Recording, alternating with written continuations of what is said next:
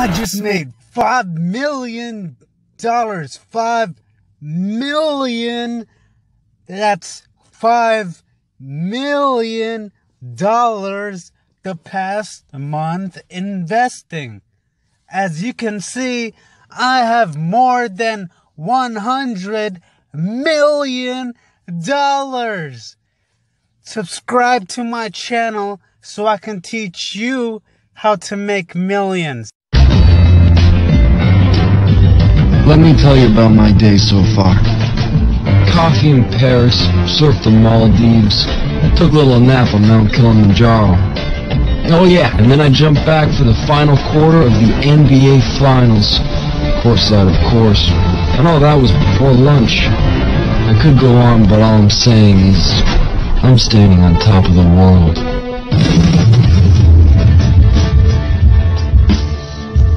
Hey everyone!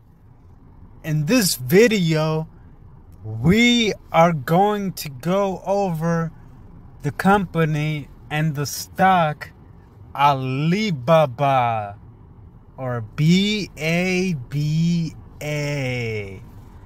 Is Alibaba a buy or a sell? Is it crashing?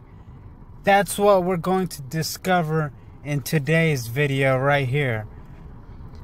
So when we look at Alibaba in the very short term, on February 8th, 2019, we can see that it's been going up in the very short term. We look at the 1 week, same thing.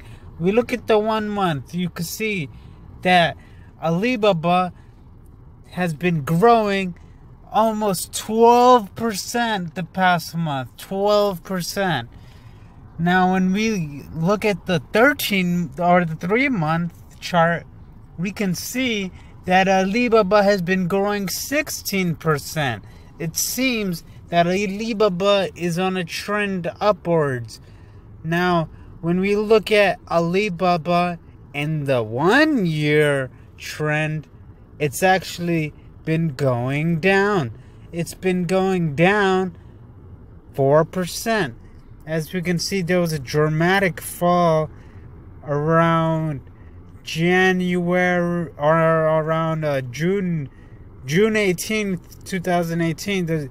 It just started falling and falling and falling, and it seems that right here we are actually maybe at a recovery period, unless it's going to repeat this moment right here, from here to here and from here to here.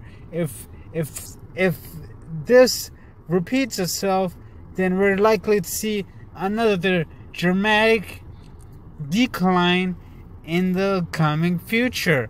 Now, when you look at the 5-year chart, the Alibaba is a relatively new company. As we can see over here, it's only been company over here since 2014 that's been tradable.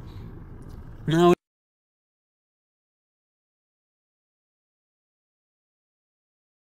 one thing about this company is that they've a certain proximity from the personification of redundant axioms presupposed upon tautological repetitions, and enhance their paradoxical paradigms through redundant innovations. Warren Buffett, the billionaire investor, once said, "Be fearful when others are greedy, and be greedy when others are fearful," by billionaire Warren Buffett. And essentially what this means is, when traders are greedy, they'll keep on buying and buying and buying and driving the price up, and thinking that it's going to keep on going up and up and up. But eventually what ends up happening is the stock ends up tumbling back down to earth from the moon because of greed. And people, that's how people lose a lot of money. And when Warren Buffett says be greedy when others are fearful, what he means is that when others are fearful because the stock plummets and everyone starts selling their stocks at a discount, that's the time you want to start buying companies. That's the right time to buy. But usually, people start selling. People call it a crash, and that word crash scares people.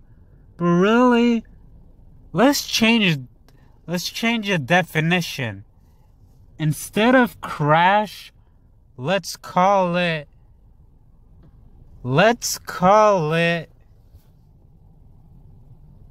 a discount. That's essentially what it is.